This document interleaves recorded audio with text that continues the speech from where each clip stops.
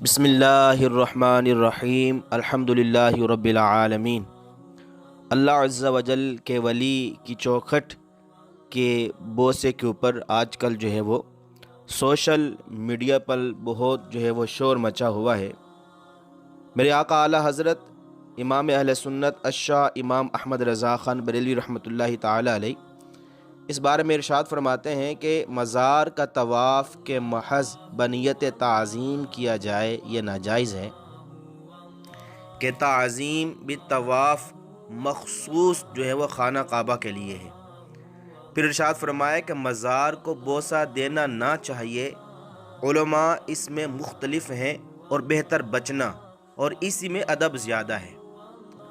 پھر آگے ارشاد فرماتے ہیں کہ آستانہ بوسی میں حرج نہیں اور آنکھوں سے لگانا بھی جائز، کہ اس سے شریعت میں ممانعت نہ آئی، اور جس چیز کو شرع نے منع نہ فرمایا منع نہیں ہو سکتی۔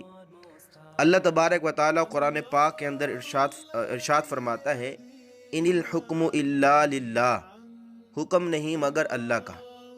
اسی طرح ہاتھ باندھے الٹے پاؤں واپس آنا ایک طرز ادب ہے، اور جس ادب سے شرع نے منع نہ فرمایا اس میں حرج نہیں۔ ہاں اگر اس میں اپنی یا دوسروں کی ایذاء کا اندیشہ ہو تو اس سے احتراز کیا جائے۔